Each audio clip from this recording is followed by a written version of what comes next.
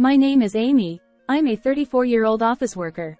I've been married to Tom, a classmate from my university days, for 10 years. Actually, we don't have children yet. This is because I had a surgery due to illness when I was a child, and which has made it difficult for me to conceive. At the beginning of our marriage, my parents-in-law were looking forward to holding their grandchild soon.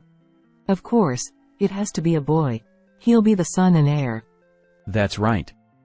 Amy must give birth to a boy. My parents-in-law's family isn't a venerable one.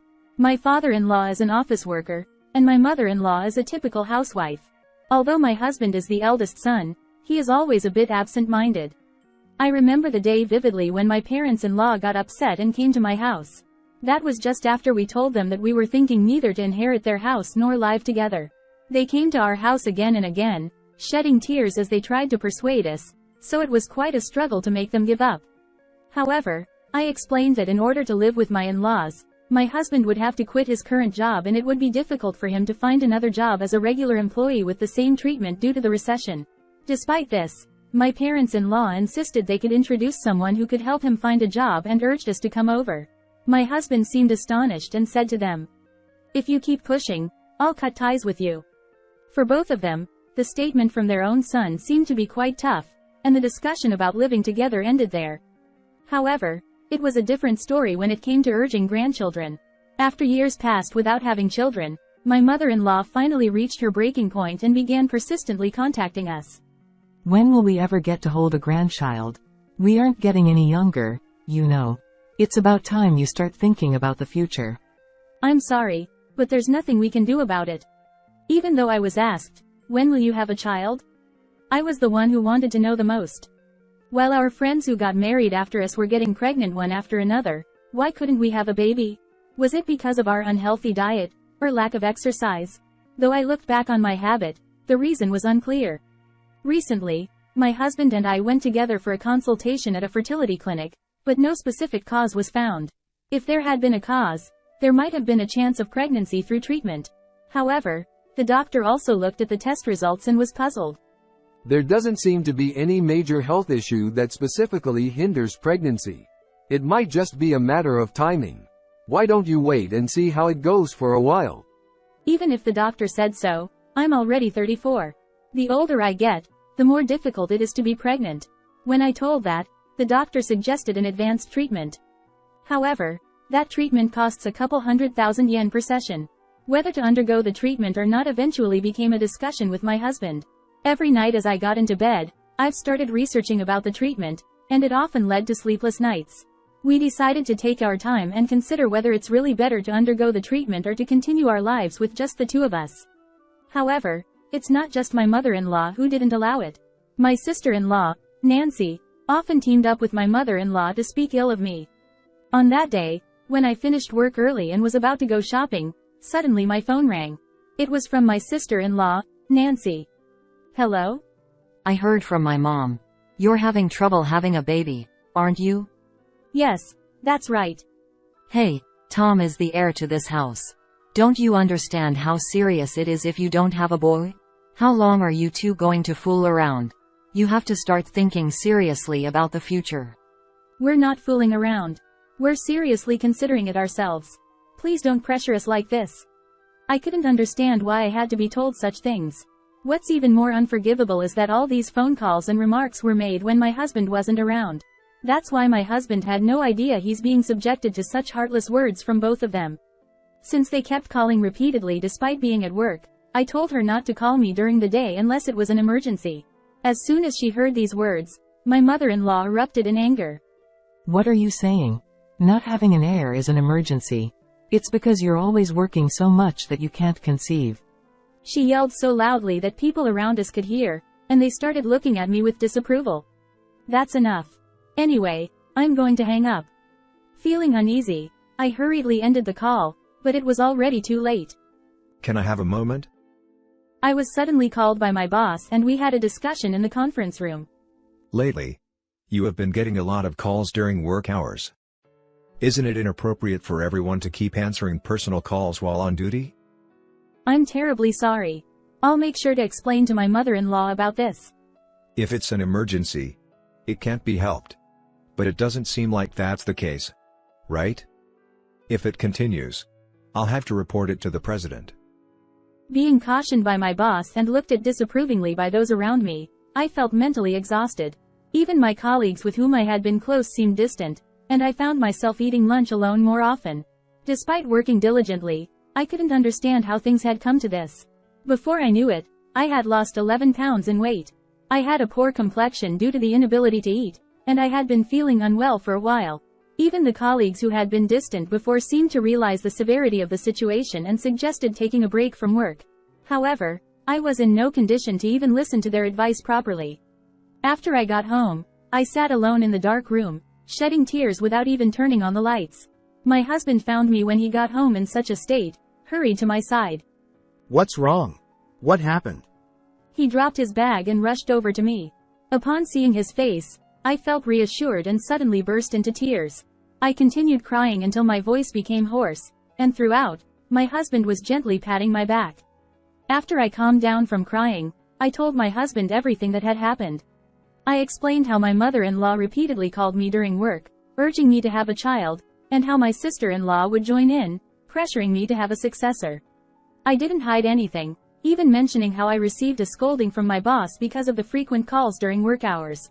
It's a family matter, and they're my husband's family. Hearing negative comments about our own family isn't pleasant for anyone. But my husband listened to me without interrupting, until the end. I'm sorry for saying all that about your family. But I just can't take it anymore. With tears held back, I told my husband in a trembling voice, and suddenly, he pulled out his phone from his pocket. Hey, Mom? Will you stop calling Amy from now on? What you've been doing is bullying her. From the conversation, it was clear that the person on the phone was his mother. Hearing this, once again, she countered him with a sharp tone. What are you talking about? I'm just trying to give you guys advice out of concern. How on earth does that equate to bullying? Amy, are you being a bit paranoid? She refused to admit any wrongdoing and kept blaming me. Despite this, my husband stood his ground. He made it clear that matters concerning the children were between us as a couple and requested that she refrain from intervening. However, while it may be a marital issue for us, it's not just a matter between us from my mother-in-law's perspective. As the eldest son and heir of this household, my husband should be more aware, according to my mother-in-law. I didn't expect that there were still people bringing up the issue of the heir even in this era. I listened with astonishment to her words, feeling incredulous inside. As the conversations with my mother-in-law became increasingly tiresome due to the lack of understanding, my husband sighed heavily right in front of me. Listen, Amy has been getting scolded by her boss because of you guys. Doesn't it break your heart to see Amy, who's working so diligently, being treated unfairly? Please, stop calling. With that said, he abruptly ended the call. Sorry for the trouble caused by my mom and sister. You can ignore their calls and texts, and feel free to block them if you want. Thanks for speaking up for me. Yeah, I'll block them. After that day, we didn't receive any calls or texts from them. When they couldn't reach me, they started calling my husband. At first, he dealt with it casually, but as it became more troublesome, he seemed to reach his limit. Enough is enough. I won't answer your calls anymore, and I'll block your messages. With that, even my husband started blocking their calls and messages. The two who couldn't accept it showed up at our house later, banging on the front door and shouting loudly. Hey Tom, Amy? We are here, open up quickly. We've come all the way to visit, so why can't you even welcome us properly? What kind of upbringing did you have? I'd like to see your parents' faces. While they criticize us for not opening the front door, isn't it more uncouth to shout loudly at 6 a.m. on a holiday?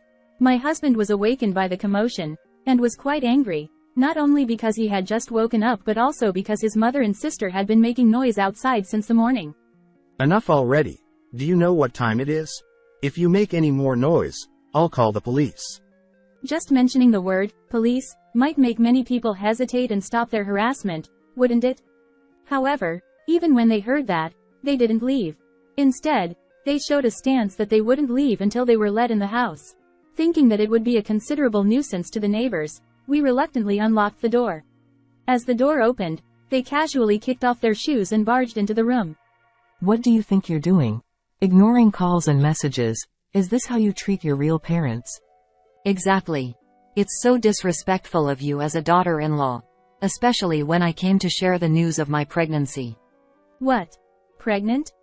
With that, Nancy took an ultrasound picture out of her bag and showed it off in front of me.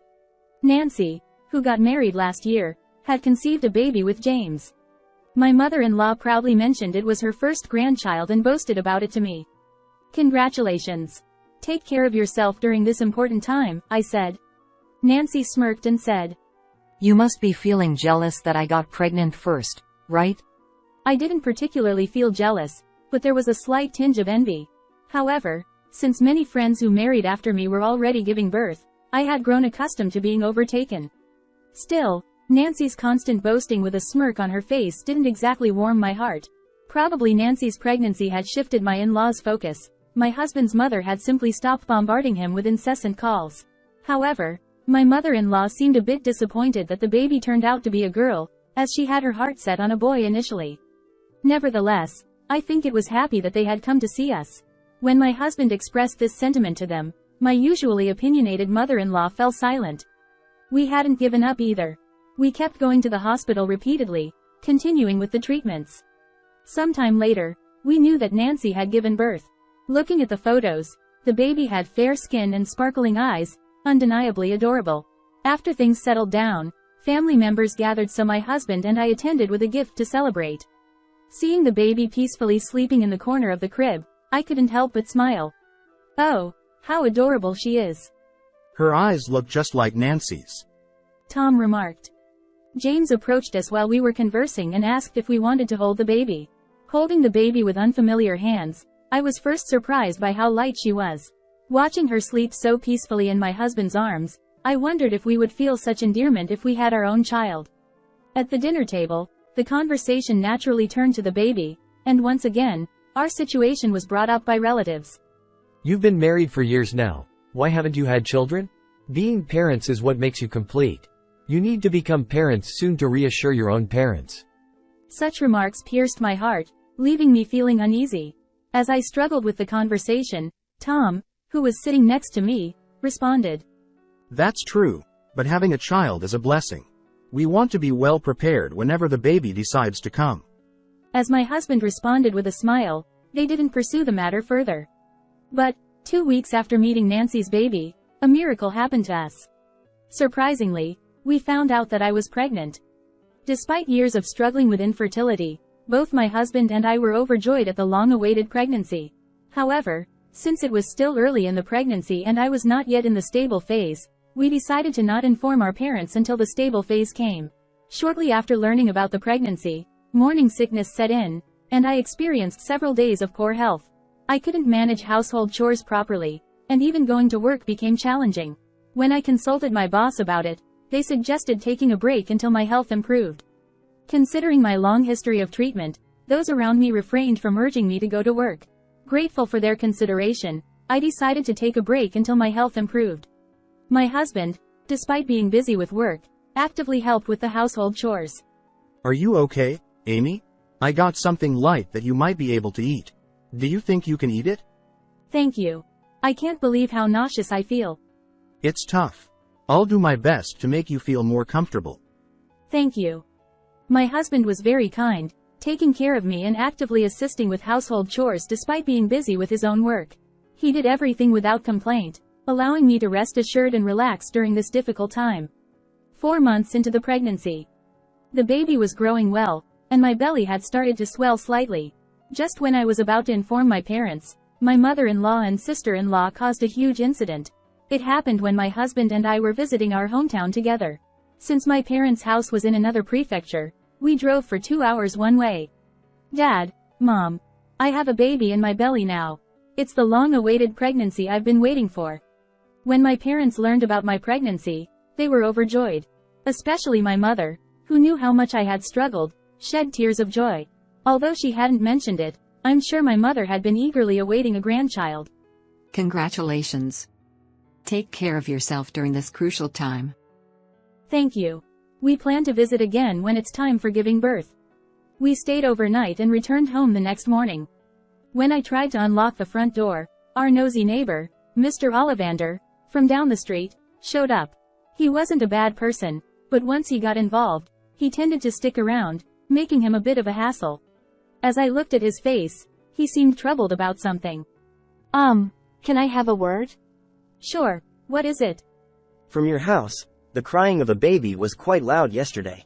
Are you taking care of it properly? Huh? A baby? What are you talking about, Mr. Ollivander? My baby is still in my belly. The baby hasn't been born yet. Huh? But it was really loud yesterday, and Mrs. Sean and I were worried. It seemed to be coming from inside your house. Not understanding what he meant, I decided to open the house and check the rooms. There was no baby born yet in our house, so it must have been a misunderstanding on Mr. Ollivander's part. Hey Amy, it's urgent. Come over here. What's wrong? Wait, what is this? In the middle of the living room, there was a baby lying on a futon. The baby looked unwell, with a full diaper emitting a foul smell. Wait, isn't this Nancy's baby? I recognized the baby. It was the girl born to Nancy. But why was she sleeping here? There were many questions, but at the moment, we needed to call an ambulance and the police.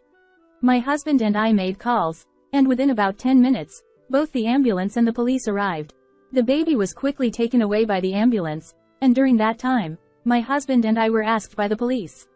Mr. Ollivander, who claimed to have heard the crying yesterday, also participated in the police inquiry. Was it around 2 p.m. yesterday? I saw 2 women entering this house. One of them was carrying a baby, so I assumed it was yours.